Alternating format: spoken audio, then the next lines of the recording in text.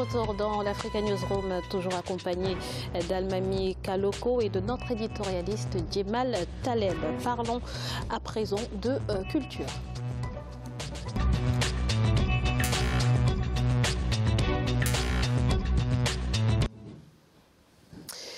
Afrotopia, tel est le thème des 11e rencontres photographiques de Bamako, une édition qui se veut résolument tournée vers l'avenir à l'écoute des transformations portées sur le continent par une jeunesse qui affirme sa créativité.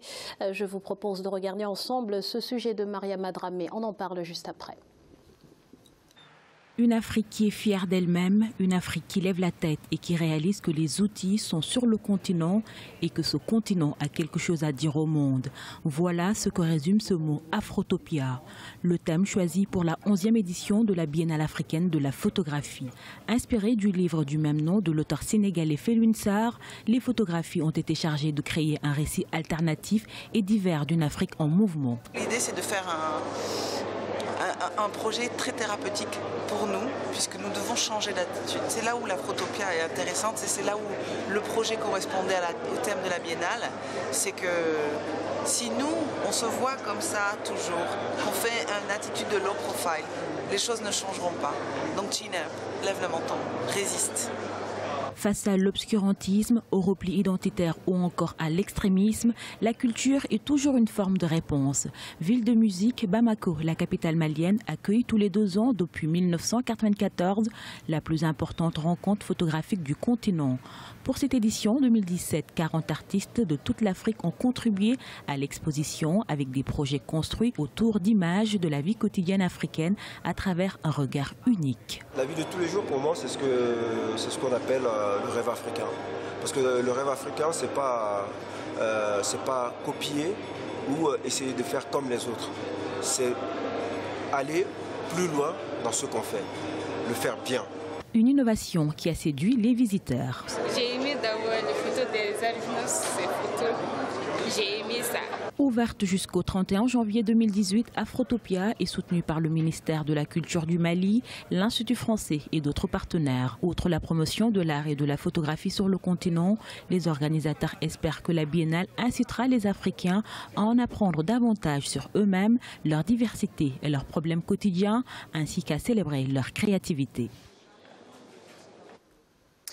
Alors, Afrotopia, qui est en outre le titre d'un ouvrage de Felwine Sarr, et donc le thème choisi pour cette Biennale 2017. Djemal, qu'est-ce que ça révèle sur la direction et sur le caractère de cet événement?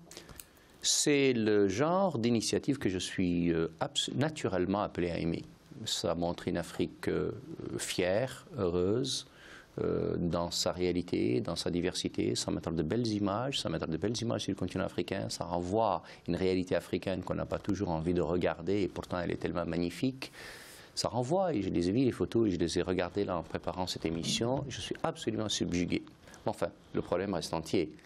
Nous sommes le seul continent qui n'aime pas sa langue, qui n'aime pas sa culture, qui n'aime pas sa civilisation, qui n'aime pas son histoire, qui est heureux de parler la langue des autres, la culture des autres, l'argent des autres. C'est comme ça. Et donc, tant que nous n'aurons pas compris que si on n'aime pas soi-même sa culture, on ne la fera jamais aimer aux autres. Et donc, si le cinéma américain marche bien, c'est parce que les Américains aiment leur cinéma. Si Bollywood marche bien, c'est parce que le premier client de Bollywood, c'est les Indiens. Et bien, si nous voulons sur le continent africain et nous avons de belles choses à réaliser, nous avons l'obligation de les aimer. Je suis persuadé que dans cette exposition-là, il doit y avoir le ministère français de la Culture. Je suis persuadé que les grandes bourses de la culture, ce n'est même pas nous qui les finançons, c'est toujours dans le cadre d'une coopération internationale. Le jour où nous aurons compris qu'un effort est absolument nécessaire pour que notre culture soit ce que nous sommes nous-mêmes. Je reviens de Mauritanie et on vient de faire le festival des villes anciennes. C'est-à-dire que tous les ans, l'État mauritanien se saigne pour faire un festival culturel des villes anciennes, les 4 villes installées, proclamées par l'UNESCO comme donc patrimoine de l'humanité. Je trouve ça extraordinaire. Tout le monde me dit, vous êtes fous, ça coûte cher. Non, ça ne coûte pas cher. La culture n'a pas de prix et nous avons l'obligation de l'aimer. J'aurais aimé que les efforts soient encore plus importants. J'aurais aimé que dans tous nos pays, les efforts soient plus importants. Dommage de casser l'ambiance et de dire ça alors que franchement, c'est belle biennale, elle est magnifique et les expositions sont magnifiques. Mais je veux bien que nous continuions à aimer nos cultures. Et encore une fois, si je cherche, je suis persuadé que les bourses, les instituts, les formations, le soutien à la photo, à la photographie de nos États, je parle du Mali, j'aurais pu parler des autres, mais là on parle du Mali, l'État malien doit consentir un effort banal. S'il y a des bourses d'études pour étudier nationalement ou à l'étranger, doivent être banales. Et je peux donner ma main à couper que le soutien des centres culturels français là-dedans doit être important. C'est vous dire combien nous avons très peu de cas et très peu d'estime de nos cultures. Alors effectivement, Monsieur Kalogo, même en termes d'affluence, finalement, ce genre d'exposition finalement attire principalement des personnes venues d'ailleurs. Comment expliquer ce désintérêt, que ce soit au Mali ou même dans d'autres pays africains, qu'ont les Africains pour leur culture? Oui, je pense que c'est aussi un problème d'éducation, parce que dans les autres pays, les enfants sont initiés très tôt à la peinture, à la photographie, à plein de choses qui font que, arrivés à un certain âge, ils sont naturellement poussés pour aller vers ces choses-là. Et souvent en Afrique, et je rejoins Jamal de ce point de vue-là, nous sommes beaucoup dans l'aliénation culturelle, alors que l'Afrique, cette rencontre d'abord est une initiative salutaire qui permet de faire rencontrer tous les grands artistes du continent, tous les grands photographes. C'est en quelque sorte la grand-messe des photographes sur le continent. Et Dieu sait qu'on a beaucoup d'endroits pittoresques qu'on pourrait mettre en exergue, en valeur sur le continent africain, au-delà même du Mali. La culture peut être le fer de lance du développement. Si, sur le plan démocratique, cher Jamal, la balance ne fonctionne pas très bien. Là, sur le plan culturel, quand on prend certains pays, ils ont brillé exclusivement par la culture, la culture musicale, la danse, voilà, c'est le cas de la Guinée avec le Bemba Jazz National et autres. Moi, je n'ai pas connu cette époque, mais aujourd'hui, je suis très friand de la culture de cette époque-là, parce que ça fait connaître notre pays sur la scène internationale. Et je pense que d'abord, il faut mettre l'accent au niveau de l'éducation. Très tôt, si ce n'est pas au collège, c'est vrai qu'il y a des effectifs pléthoriques dans les écoles primaires. Et donc, je pense que le ratio, il faut diviser d'abord le nombre d'élèves et surtout amener ces enfants-là qui grandissent, qui sont l'avenir de demain, à aimer ces choses-là, à aimer la lecture. Justement, il y a des ateliers de formation qui sont initiés dans le cadre de cette biennale qui se tient donc à Bamako. Et le but, effectivement, c'est de collaborer avec les jeunes enfants pour peut-être leur transmettre l'amour de l'art, finalement. Alors, pour revenir donc à cet événement, Djemal, concrètement, il y a 40 artistes photographes qui exposent leurs œuvres. Certains travaillent sur la nouvelle identité africaine, d'autres sur la liberté de la presse.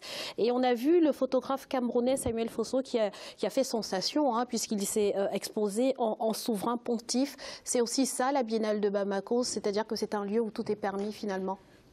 L'imagination d'un artiste n'a pas de limite. Et on traite toujours les artistes d'être un peu fous. On dit toujours qu'il leur manque une case, parce que c'est justement de par leur folie que se développe leur créativité. Et donc, donner le droit à un artiste d'être fou, d'être déjanté, d'être malade, c'est aussi comme ça qu'on l'aime. C'est aussi ça qui nous fait aimer son travail et sa culture. De ce point de vue-là, je suis absolument sans limite. Et ce n'est pas nos artistes qui sont en cause.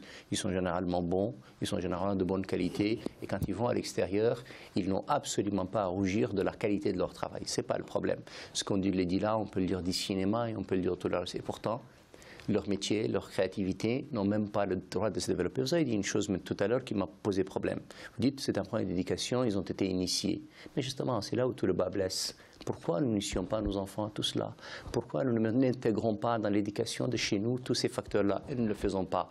Personne n'est mieux que nous. La difficulté, c'est que nous ne comprenons pas cela. Et je vais vous dire, je l'ai dit au début de cette histoire, c'est qu'on ne s'aime pas. Oui. Des amis de l'étranger sont venus avec moi dans le festival de Tichit en Mauritanie. Et quand ils ont regardé juste les photos, la photographie d'ailleurs, c'est ce que j'ai regardé tout à l'heure en regardant le sujet. Et je me disais, pourquoi ces belles photos que je regarde sur ces paysages magnifiques ne vont pas à l'étranger, ne vont pas à l'extérieur, ne s'exportent pas? Là, eux-mêmes me le disent. Pourtant, nous sommes tous heureux d'aller à l'Institut Goethe. Nous sommes tous heureux, et on a raison, c'est une belle culture. Je suis moi-même allé, j'y vais tout le temps, à l'Institut Van Gogh, Amsterdam. c'est magnifique. Mais je ne fais jamais le voyage pour aller regarder dans un institut ailleurs. Parce qu'on ne me le fait pas connaître, parce que ceux-là qui sont là-bas ne l'aiment pas. Les gens de l'Institut Goethe adorent l'Institut Goethe, adorent la culture Goethe. Nous, sur le continent africain, on ne s'aime pas. Pardon, un Bamileke est plus heureux de parler en français à un Bassa que de lui parler sa langue. Un Peul est plus heureux de parler français à un Bassa et la difficulté que nous avons, c'est que nous souffrons d'un déficit réel d'amour de nous-mêmes. Et donc, bien entendu, je le disais en début de sujet, vous n'allez pas faire aimer aux autres ce que vous n'aimez pas vous-même. Si je n'aime pas ma culture, je n'ai aucune raison de la vendre aux autres. Et je la vendrai très mal puisque je ne la vends pas. Et donc la difficulté, c'est ce complexe-là que nous avons. Et tant que nous ne sommes pas sortis de ce mythe de la caverne, nous ne serons jamais ce que nous sommes. Et pourtant, nous n'avons que raison, vous l'avez dit tout à l'heure, qu'est-ce que c'est magnifique. Regardez cette biennale de Bamako, c'est juste subliminal. Et pourtant, c'est souvent financé par les autres et pas par nous-mêmes. La situation est tellement grave que dans certains pays africains, il n'y a même pas de salle de cinéma digne de ce nom. Et le problème est financier, le problème est la prise en compte de cet aspect-là par les autorités pour accompagner financièrement. Vous l'avez dit, la plupart des expositions de cette nature-là sont financées par l'Occident, et à ce moment, quand c'est financé par des tierces personnes qui ne sont pas du continent, on n'est pas libre. Et merci à l'Occident de le faire. Oui, merci, mais moi j'ai mis un bémol parce qu'on n'est pas libre ensuite. Il nous impose une directive, il nous impose la façon de faire. On n'a qu'à ne pas accepter. Oui, il faut nous accepter. Et je pense que c'est la bonne résolution qu'il faut prendre. Et ce sera le mot de la fin. Merci à M. Almami Kaloko d'avoir été avec nous. Je rappelle que vous êtes donc le président du groupe de réflexion et d'appui au développement de la Guinée. Merci. Merci à vous. Djemal, merci. Merci Graziella et merci à ceux qui nous ont regardés. Et merci à vous, chers téléspectateurs, pour votre fidélité. Restez sur Africa 24. Tout de suite, le journal de la rédaction.